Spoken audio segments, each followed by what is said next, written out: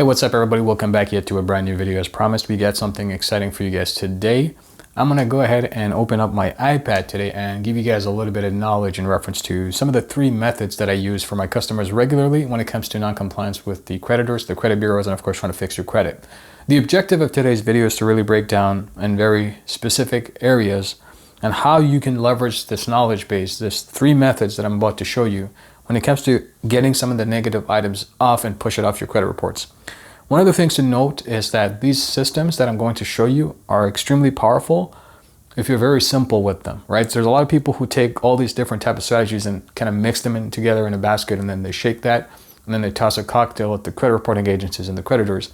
And so that is the reason as to why they're not getting the yields or results, right? So I want you to keep it simple, right? The methods that I'm teaching you, they are extremely effective when they're used in a very simple way, and they get extremely difficult if they're complicated.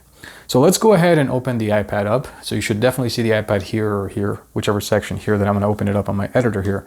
And then you're going to see three things, right? The first thing you're going to see is what we call the UAC. You're going to see the THM, and you're going to see the NOD, N-O-D, right? And so the reason for this is important is because these methods are kind of stacking with one another, right? So they go from 1 to 3, right? So the first system is the UAC system. The second system is what we call the THM method, right? And then the third is the NOD method, right? And so how does that work? What exactly does it mean, these three things for you guys when it comes to fixing your personal credit? How do we interpret that, and why is this important when you're trying to fix your credit? Well, the first thing you want to understand is UAC. What does that mean? Well, UAC simply means uniform alignment, and excuse my handwriting, not the best day. Uniform alignment compliance, okay? And so that's what UAC simply stands for. And what uniform alignment compliance means is, are the three credit reporting agencies reporting the same data? All right, is the information across all three itemized, every single position or structure within that way that the item is reported? Is it the same? Right, exactly what's missing if there's an incongruence, right? And so that's what UAC stands for. It's uniform alignment compliance, right? And so if there's any issues within the reporting structure, right, so you'd have your typical credit reports, and if there's any issues that are not compliant within those reports, then they haven't followed the UAC, right, which is the uniform alignment compliance. And so what you would do is typically with this method alone, open up a document, right, start typing up stuff, and you say, hey, listen, this is credit bureau A, B, C. I got my items that I'm reviewing here, my negative items. I see a lot of issues and mistakes. It's not uniform alignment, it's not compliance with uniform alignment. EOSCR dictates that all three credit reporting agencies should have uniform alignment across all three. And because of that fact, I'm going to ask you to go ahead and check it out and investigate these negative items. And so that's the first thing you want to do, right? And so when you start to itemize your stuff, especially when you're reviewing credit reports, you got to put it in a perspective where you're kind of like auditing it, not necessarily reviewing your reports, but rather auditing it, right? And fact of the matter is, you can actually use that language on your documents when you're going ahead and preparing that. So don't forget to use this method. This is the first thing you absolutely need to do. A lot of people overcomplicate, like I said, go into the credit repair space, and they try to add all sorts of fancy stuff, add all sorts of fancy jargons and things that are not necessarily going to help your situation. The simpler you keep it, the better it is for you. So go ahead and leverage this method, right? It's the uniform alignment compliance method. It's when you're reviewing negative items in your reports, itemizing every single one of them, and looking at across all three, especially if that creditor is reporting to all three, itemizing the mistakes. Hey, look, the dates are wrong. The payment grid is kind of messed up. There's certain issues with like how the date of last activity is showing. The information that is reported on the way the name is presented of this account is wrong in here, and then the other two is, and so on and so forth. So you have a whole list of things that you can literally itemize and break down on a piece of paper. And so that's what we call the uniform alignment compliance method. I want you to leverage this tactic. That's the first thing you should be leveraging when it comes to fixing your personal credit. It should be as simple as that, right? Next up is what we have, the THM, right? So what is the THM method? THM simply means for the time horizon method, right? And so what that is the FCRA, right? We know that gives you 30 days to investigate, right? And so that's what we call the time horizon. So they give you 30 days to investigate, and within that 30 days, they have to really get back to you. So how do we determine that? So we have to make sure that once you're sending off your documents and you have it certified mail, you have a return receipt. Within 30 days, have they complied? Have they gone back to you? So while you're leveraging the uniform alignment compliance method, you still want to use and leverage the THM. You put a notice out as soon as you get the return receipt that's confirming that the bureaus have received the documents on their side. From that moment on, you You have 30 days out. So you put it in a calendar, you let Siri, Alexa, whoever it is that you use on a regular basis to notify you that, hey, give me a notice within 30 days, a reminder to check with the credit reporting agencies about my letters. And so when you do that, what ends up happening is if it's a 31st day, you would basically go and use the nod method, right? So the THM is simply a study of the time horizon in reference to when you documented that letter, you sent it off, and to the point where they started the investigation, which is the notice of receipt. From there, 30 days from that is just documenting the time horizon until such time that if it crosses that 30-day threshold, especially if you didn't add any extra substance to your disputes, that's the extra time that they got to get back to you. You see what I mean? So from there, you see that 30-day time horizon that you're studying. Now, if they haven't complied and it passes the 30 days, the next thing to do is use the nod method. And the nod method is notice and direction. Okay, so that's what it simply means, right? A nod is notice and direction. So how do you execute the nod method from leveraging the uniform alignment compliance, which is your first thing, waiting 30 days and studying the time horizon, and then doing the nod method? What is exactly required for you to successfully execute the nod method?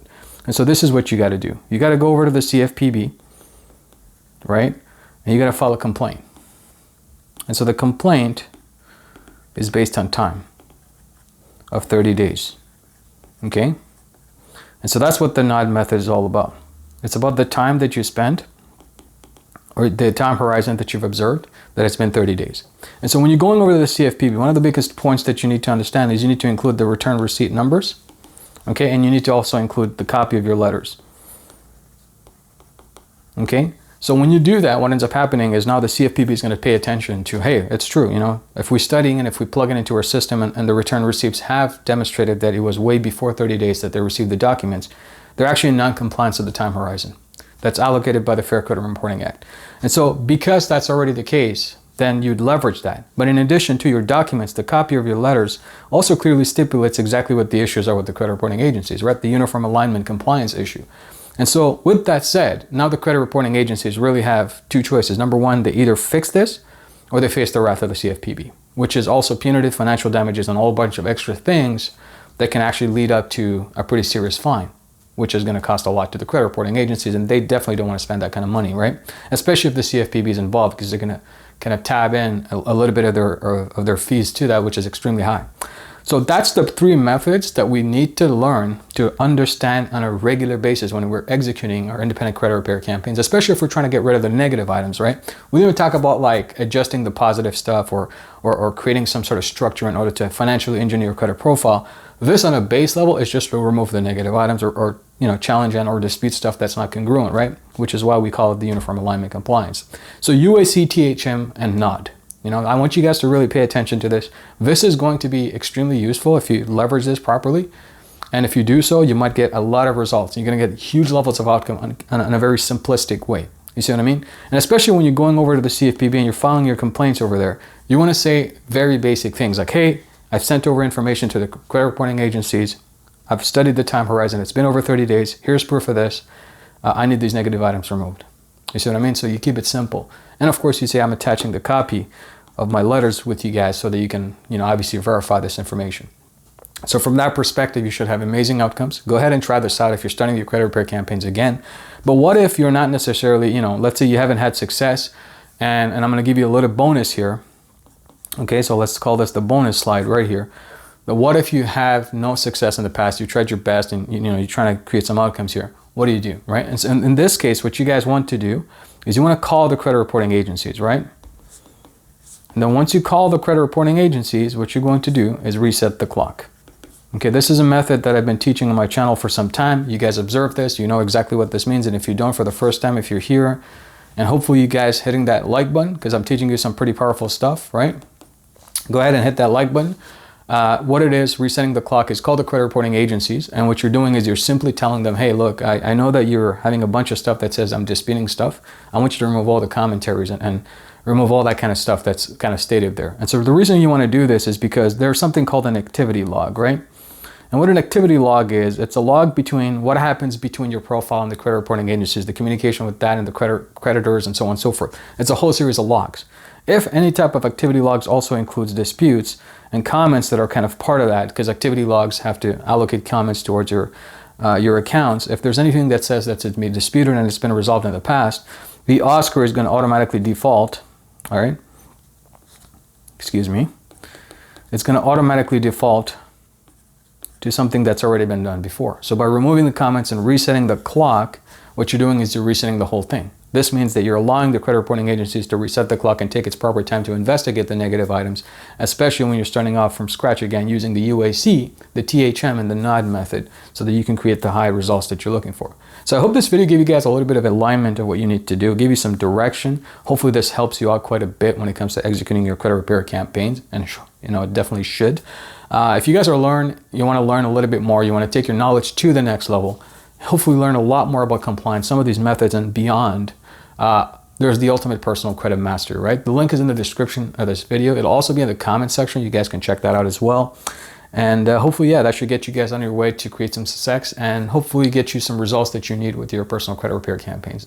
All right, with that said, this is definitely your guide and mentor, Ali Tarafdar. I'll catch you guys in the next video. Bye for now.